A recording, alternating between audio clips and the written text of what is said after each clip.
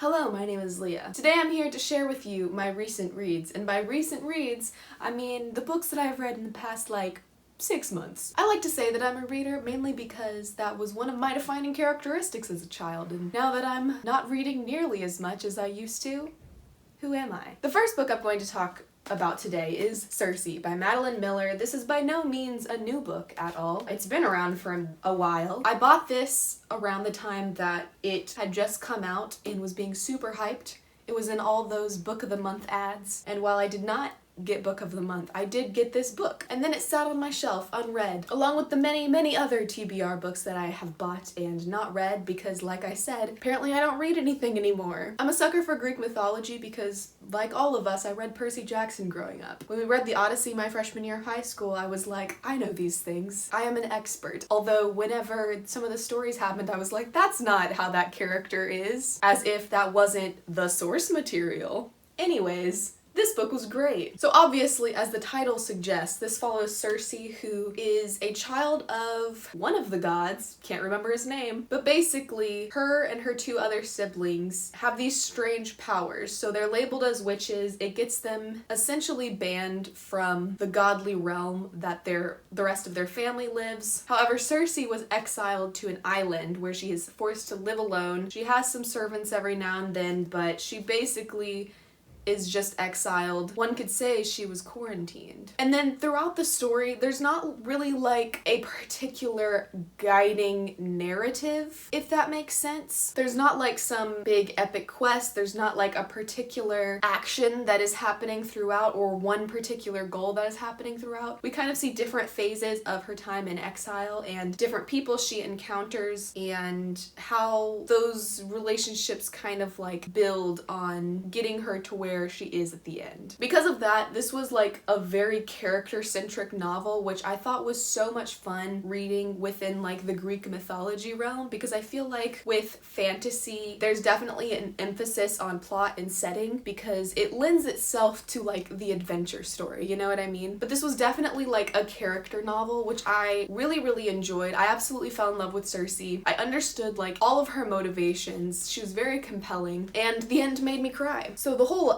recent reads thing is a little bit subjective. I actually read this in November of 2020, so 7 months ago. I brought it with me to Texas for Thanksgiving because I knew I was going to need something to read for the plane.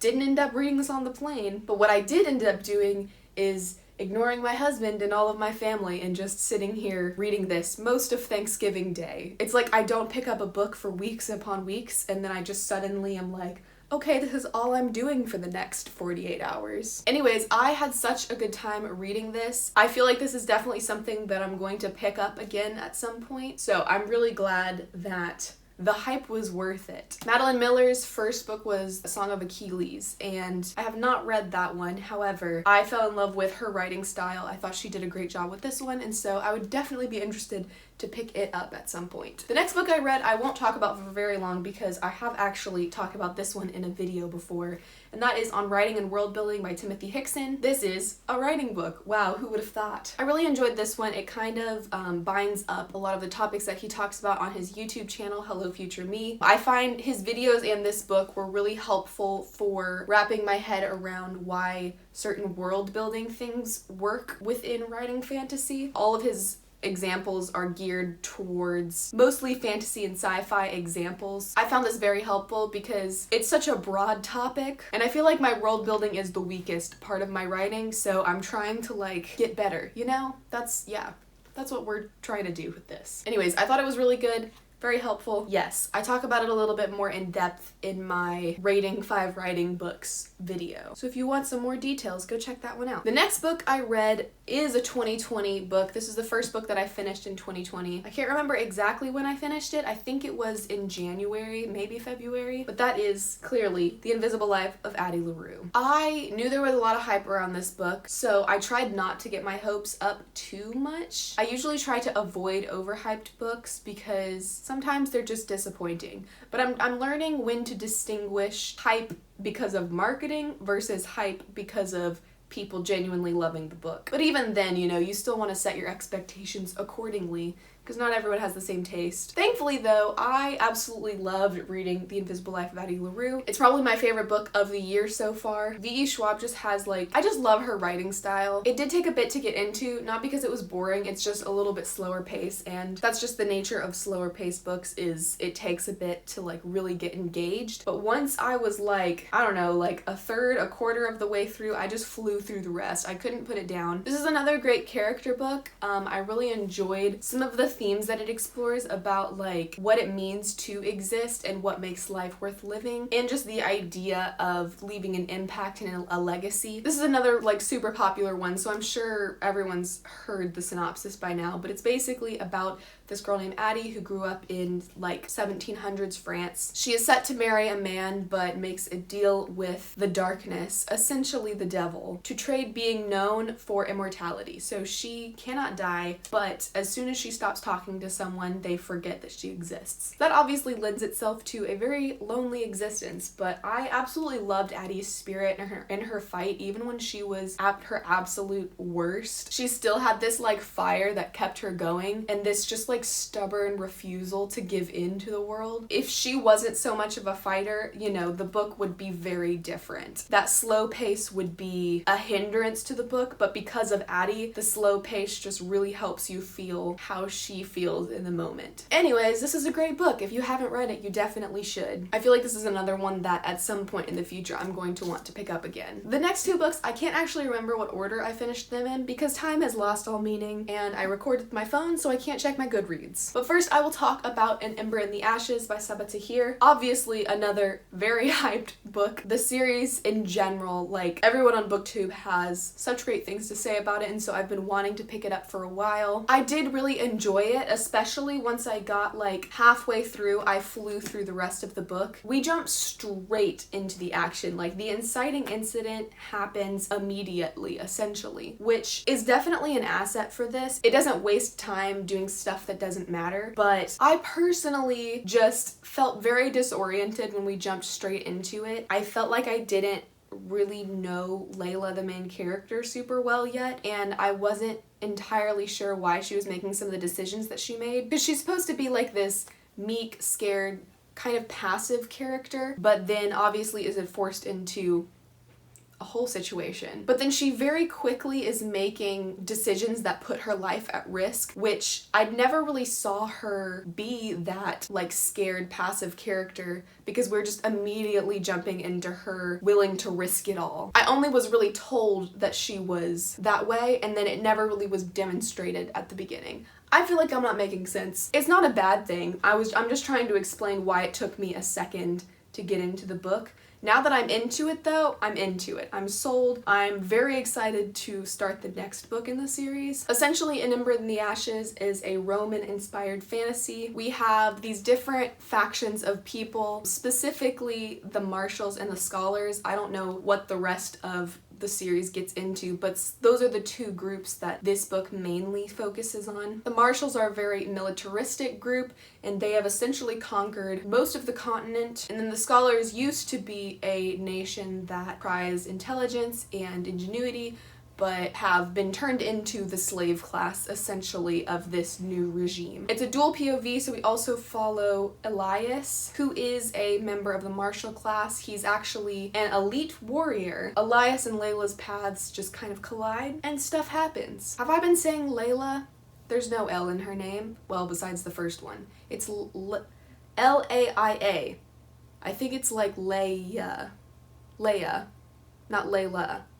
Unsure. I've been pronouncing it Layla in my head this whole time. I've been told that Sabaa does not pull any punches in the rest of the series, so I'm expecting a crazy, emotional, fun ride, and I'm excited to jump in. I feel like I haven't had a good, like, young adult series to read and binge and just feel absolutely sucked into it and, like, drawn into my past fangirl ways again.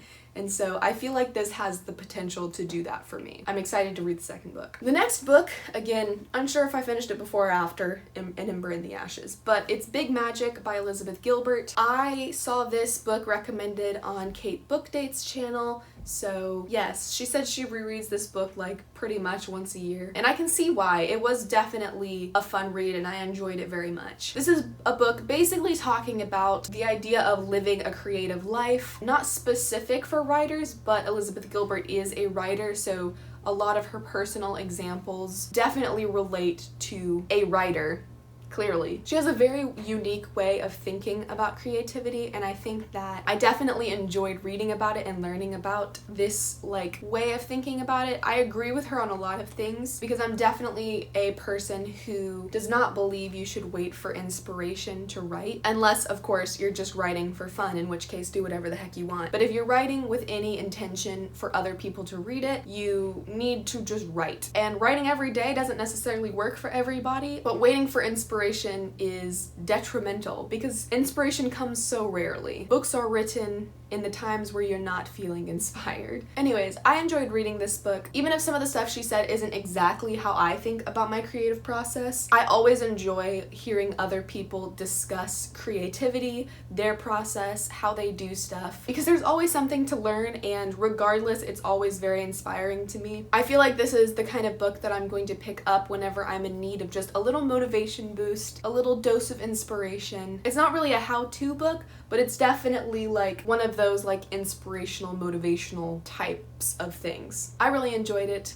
Check it out if you are a creative person, specifically if you're a writer. I think it was a fun read. And then the last book I finished is the most recent book that I finished, and that is Harry Potter and the Half-Blood Prince. I think I've mentioned before in past videos I was doing a reread of the Harry Potter series summer 2020, but I got so busy that I ended up putting the books down. And I also, like, once I got to book 5, I had to struggle through book 5. Oh my goodness gracious. Like, I've never struggled through a Harry Potter book as much as I struggled through book 5 this year. That one's my least favorite out of the whole series for obvious reasons. It just makes me feel meh inside because of Umbridge and Harry's like anger and his attitude throughout the whole thing.